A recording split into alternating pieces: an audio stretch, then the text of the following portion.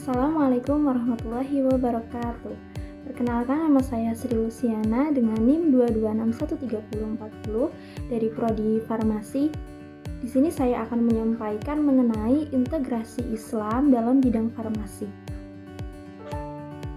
Apa sih itu integrasi Islam? Integrasi Islam mengacu pada proses menggabungkan prinsip-prinsip Islam ke dalam berbagai aspek kehidupan sehari-hari, seperti sosial, politik, ekonomi, dan budaya. Ini melibatkan pengakuan dan implementasi ajaran Islam dalam berbagai konteks untuk mencapai keselarasan antara keyakinan agama dan aktivitas dunia. Pendekatan integrasi Islam dapat bervariasi di berbagai masyarakat dan wilayah, tetapi tujuannya adalah untuk memahami dan menerapkan nilai-nilai Islam dalam kehidupan sehari-hari. Ini bisa mencakup segala hal, mulai dari praktik ibadah hingga kebijakan sosial dan ekonomi yang sesuai dengan prinsip Islam. Tujuan dari integrasi sains Islam. Integrasi sains Islam salah satunya bertujuan untuk kembali mengenang kejayaan Islam sebagaimana terjadi pada masa-masa kejayaan ilmuwan Islam. Dengan demikian, kejayaan masa lalu dapat dijadikan sebagai motivasi untuk menjadi lebih baik menghadapi masa depan. Integrasi sains Islam juga dapat dijadikan untuk menghilangkan dikotomi antara agama dengan sains, menjadikan Al-Quran sebagai sumber inspirasi dalam pembelajaran, dapat dijadikan sebagai payung pengetahuan atau inspirasi ilmu pengetahuan. Integrasi Islam dengan penelitian kefarmasian dapat mencakup beberapa aspek seperti yang pertama penelitian tentang obat-obatan halal dan haram. Kemudian yang kedua yaitu pengembangan obat herbal dan alternatif yang sesuai dengan prinsip Islam. Penelitian tentang obat-obatan halal dan haram. Yang pertama adalah bahan dasar. Obat-obatan harus dibuat dari bahan-bahan yang halal dan tidak tercampur dengan bahan haram. Misalnya obat-obatan yang mengandung alkohol atau bahan haram lainnya yang harus dihindari. Obat-obatan halal itu terbuat dari tanaman, kemudian binatang laut, bahan kimia, dan bahan tambang. Kemudian yang kedua adalah produksi dan pemrosesan. Proses produksi obat harus mematuhi prinsip-prinsip halal, termasuk pemisahan alat-alat yang digunakan untuk bahan haram dan halal. Yang ketiga adalah efek samping. Obat-obatan yang memiliki efek samping yang merugikan atau meragukan atau berpotensi merusak kesehatan harus dipertimbangkan dengan cermat.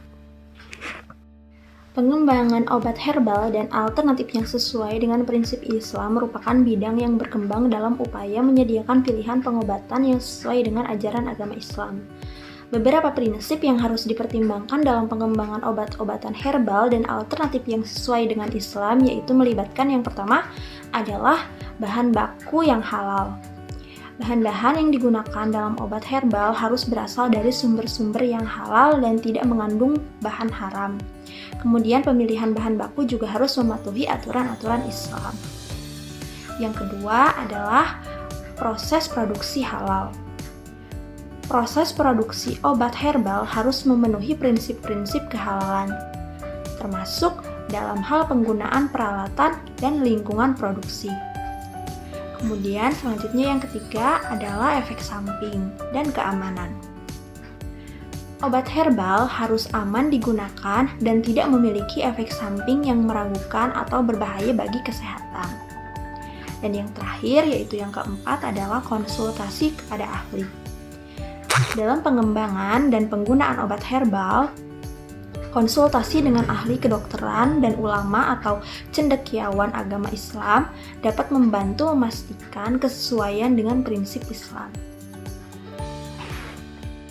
Penggunaan herbal Cina dalam pengobatan Islam selama zaman keemasan Islam yaitu pada abad 8 hingga 13 Masehi. Perdagangan obat-obatan herbal mempromosikan pertukaran komersial dan ilmiah yang signifikan secara Cina dan dunia Muslim.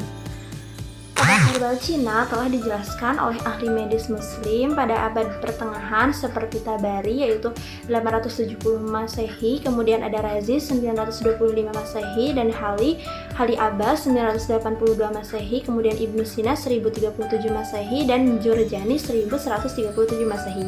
Istilah alsin atau kata Arab untuk Cina digunakan 46 kali dalam Canon of Medicine Avicenna yang mengacu pada obat-obatan herbal yang diimpor dari Cina.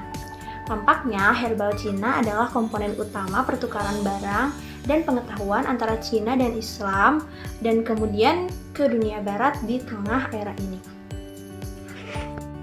Salah satu contoh obat herbal yaitu jahe merah. Sebagai bahan baku obat tradisional, diketahui mempunyai aktivitas antioksidan yang kuat berkhasiat menghangatkan badan, mengatasi radang tenggorokan, dan meningkatkan stamina tubuh.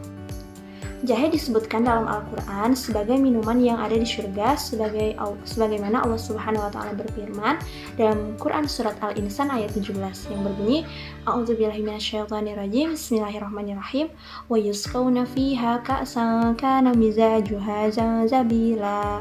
Artinya, di dalam surga itu mereka diberi minuman segelas atau minuman yang campurannya adalah jahe.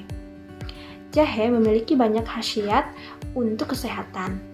Jahe juga kerap dijadikan rempah dalam obat herbal untuk mengobati ataupun mencegah berbagai penyakit. Mungkin hanya itu saja yang dapat saya sampaikan. Terima kasih atas segala perhatiannya dan mohon maaf atas segala kekurangannya karena di sini juga saya masih belajar. Wassalamualaikum warahmatullahi wabarakatuh.